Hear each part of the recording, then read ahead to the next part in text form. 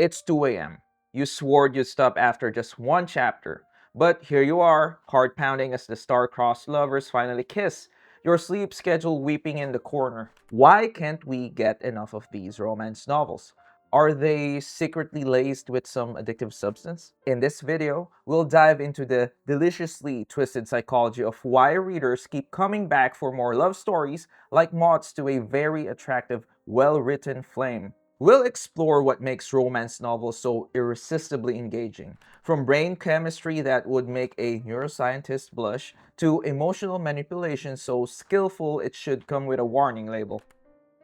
First things first, escapism. One romance reader famously said, "We read books so we won't cry," which honestly is the most brutally honest thing anyone's ever said about the human condition. Picture this. You spent your day in back-to-back Zoom meetings where half the participants were muted and the other half probably weren't wearing pants. You have doom scrolled through news that makes dystopian novels look like feel-good comedies. Now what do you need? A story where the biggest crisis is whether Jake will realize that Emma is obviously perfect for him. Scholar Janice Radway discovered that women turn to romance novels to feel emotional needs not met in their real lives, providing not only escape from the demanding routines of their lives, but also a hero who supplies the tenderness and admiring attention that they have learned not to expect. But here's where it gets really clever. The romance genre comes with a guarantee that's better than any warranty: the happily ever after. As one commentator noted, "We know that if they break up, it's temporary, and neither character will contract a fatal disease or be slain in battle." Unlike certain fantasy series that shall remain nameless, no beloved romance hero is getting axed in the final act just to subvert expectations.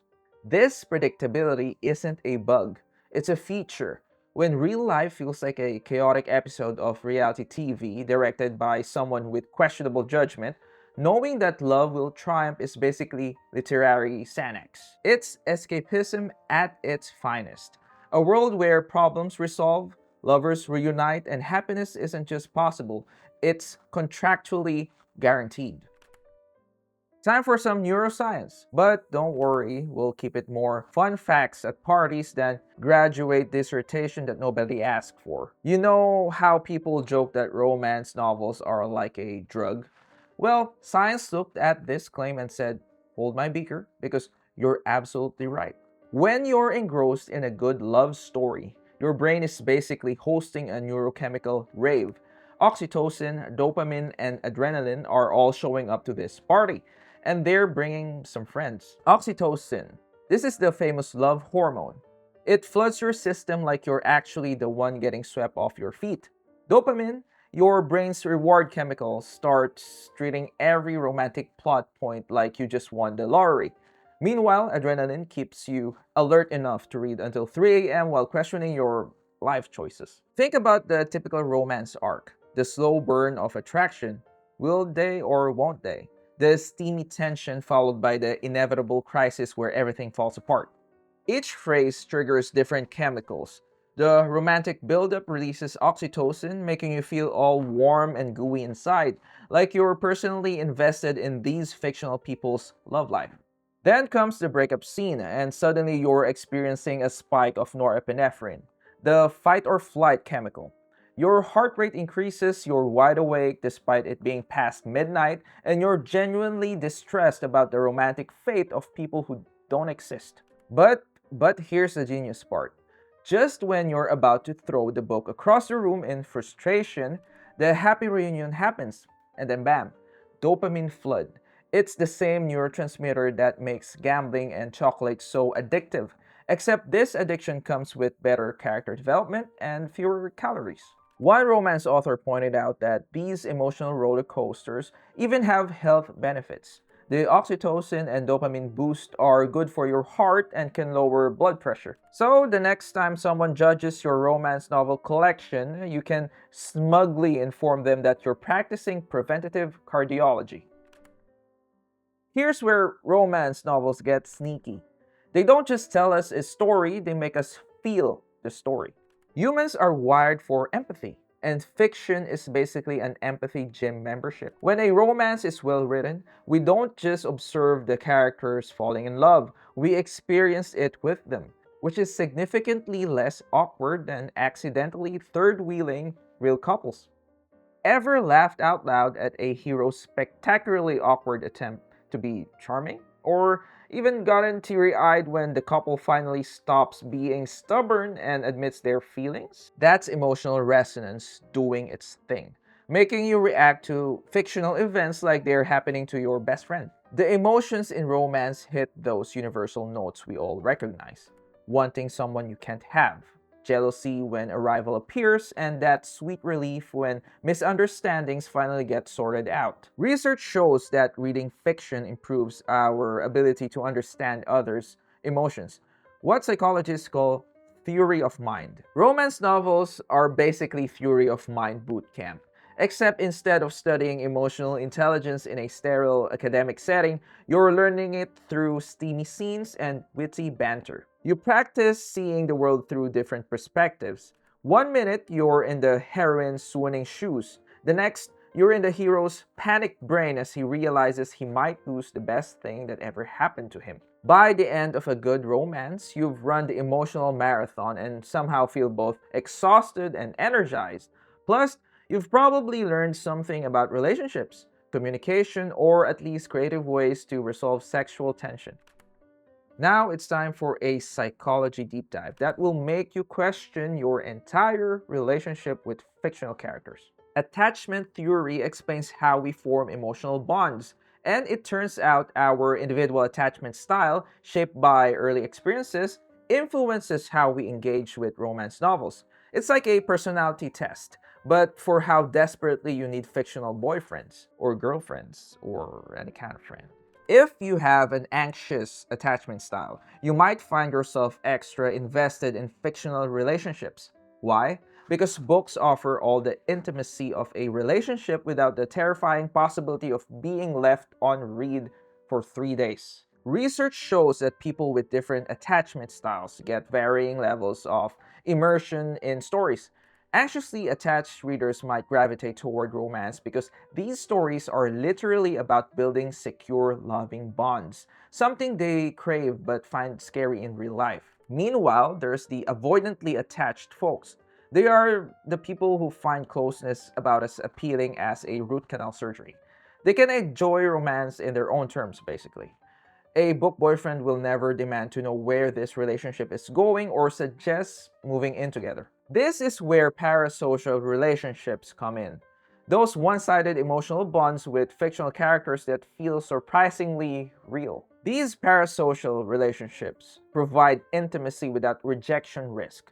You can fall completely in love with a fictional character, and the worst thing that happens is the book ends. No awkward "we need to talk" conversations. No discovering they leave dirty dishes in the sink. No finding out they have strong opinions about pineapple on pizza. It's like relationships with training wheels or emotional bubble wrap for your heart. You get all the warm feelings of connection and attachment, plus you can close the book whenever it gets overwhelming. Try doing that with a real person. Significantly more complicated and possibly illegal. This explains why readers absolutely devour series following the same family or friend group across multiple books. We've bonded with the fictional community. It also explains book hangovers and that empty feeling after finishing a great romance. We've become attached, and saying goodbye is very, very, very, very, very hard. Ever been so absorbed in a novel that you surface 3 hours later, confused about where you are and why the hell your tea is ice cold? Congratulations, you've experienced narrative transportation. And no, it doesn't come with frequent flyer miles. Narrative transportation is when you become so immersed in a story that you essentially leave reality behind. Romance novels, when done right, are masters of this literary kidnapping. They transport us so completely into the protagonist's world that we feel like we're personally attending that small town festival or Regency Ball. This immersive quality is like a reading flow state, similar to what gamers or athletes experience when they're completely focused and engaged. It's intrinsically rewarding, which is a fancy way of saying it feels really, really good. While you're transported, the emotional stakes feel completely real.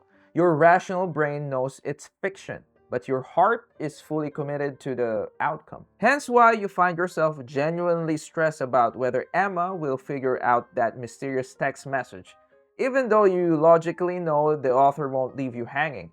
Research shows that deep narrative transportation can influence our attitudes and beliefs. In romance terms, this means watching characters work through conflicts might actually make us more understanding in our own relationships. The story's emotional lessons sneak into our brains while we're distracted by the romance, like vegetables hidden in a delicious smoothie. Above all, being transported by a romance novel is pure fun. There's a reason people say they want a book to take them away. It's providing a mini vacation from reality, complete with emotional sightseeing and someone else's perfectly crafted love life. The narrative flow of romance is like a carefully choreographed dance. A few spins of excitement, a slow sway of intimacy, a dramatic dip of conflict, and a triumphant lift at the finale. Now let's talk tropes. Those delightfully predictable story patterns that we claim to see coming from a mile away, yet somehow still reduce us to squealing, kicking our feet messes every single time. Tropes are the comfort food of romance novels. We know what we're getting to an extent, and we're excited about it anyway. It's like ordering your favorite dish at a restaurant, familiar, satisfying, and somehow still surprising when done well. Enemies to lovers might be the most psychologically brilliant trope ever devised. Why does watching two people who initially despise each other fall in love make us lose our minds? Because love and hate aren't opposite. They're passionate emotions sitting uncomfortably close to each other at the feelings table. Think about it. When characters start out hating each other, every interaction crackles with intensity. That constant sparring, it's basically emotional foreplay disguised as conflict. Psychologists note that all that bickering builds affect tolerance. The more two people engage in heated exchanges, the more comfortable they become with big emotions. Eventually, those feelings transform from "I want to strangle you" to "I want to kiss you." The payoff is enormous because we've seen these characters at their worst: petty, stubborn, pride-driven disasters, and now we get to watch them discover they're actually perfect for each other. It's deeply satisfying, like watching someone finally solve a puzzle they've been struggling with for hours. Plus, it feeds into our deepest wish fulfillment fantasy that someone who truly sees our flaws could still fall madly in love with us. It's acceptance wrapped in witty banter and sexual tension. Second chance romance hits a different psychological sweet spot, our universal longing for do-overs. Everyone has that what if lurking in their past. And this trope says, what if you got to find out? It's the literary equivalent of a time machine for the heart. These stories tap into our hope that broken things can be mended, that growth is possible, and that sometimes the right person really was just the wrong timing. The appeal lies in redemption and personal growth. Second chance romances usually show characters who've matured since their first attempt at love. They've earned their happy ending by becoming better versions of themselves. And it's emotionally satisfying because we're rooting for people who've done the work. At its core, this trope whispers, "It's never too late," which lights up our brain's hope circuits like a fireworks display. In a world where regrets are real and permanent, these stories offer cathartic proof that some endings can be rewritten. Of course, there are countless other beloved tropes: friends to lovers, fake dating, and forbidden love. Because nothing makes something more attractive than being told you can't have it. Each trope comes with its own psychological hook, and our pattern recognition brains find pleasure in the familiar structure while still craving enough novelty to stay interested. It's the perfect balance of comfort and surprise, like getting exactly what you've ordered but prepared by a chef who added unexpected flavors that somehow makes it even better. Romance authors aren't just writers. They're emotional architects who've mastered the science of keeping you glued to the page like it's your job. The first weapon in their arsenal? Tension and pacing.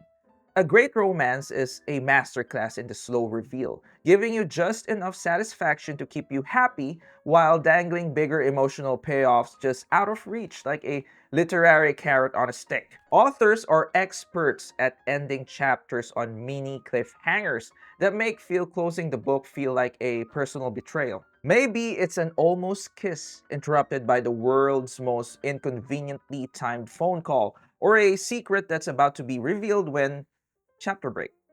Then there's the genius of dual perspectives, letting us into both protagonists' heads so we know they're crazy about each other before they figure it out. This creates delicious dramatic irony, where we're mentally screaming, just tell her you love her, you beautiful disaster. But that prolonged frustration is actually enjoyment in disguise. It's like yelling at a horror movie character not to go into the basement. You hate the suspense, but you're also completely here for it. The classic romance story arc is engineered for maximum satisfaction. There's attraction, obstacle, confession, conflict, and resolution. It's a reliable structure that comforts us even as the details surprise us. And we know there will be a happy ending after the dark moment, which lets us relax and enjoy the emotional ride. Romance writers also master emotional contrast. They know that to make the highs feel sky high, you need some lows for comparison. So, they artfully include moments of angst or misunderstanding, not to genuinely upset us, they're not monsters, but to make that reunion scene hit like an emotional lightning. It's calculated heartstring tugging that makes the subsequent joy feel absolutely euphoric. The formula works because we know relief is coming. It's emotional bungee jumping with a guaranteed soft landing. The result? A perfectly engineered experience that's harder to put down than a bag of chips. Except instead of empty calories, you're getting emotional satisfaction and probably some insights about love and communication. So, here we are at the end of our deep dive into why romance novels have turned us into willing, emotional hostages. And honestly, we're not even mad about it. Between the comfort of familiar tropes, the thrill of narrative transportation, and storytelling techniques designed to make sleep optional, romance novels have basically weaponized happiness and pointed it directly at our hearts. So, the next time you find yourself binge reading until dawn, remember there are legitimate psychological reasons for your behavior. You're not obsessed, okay? Maybe a little obsessed. Your brain is simply getting premium emotional content with guaranteed satisfaction. That's all. In the grand romance between readers and their books, it's safe to say we're in it for the long haul. It's one love story that promises to keep delivering happily ever afters, one perfectly crafted emotional manipulation at a time, and we wouldn't have it any other way.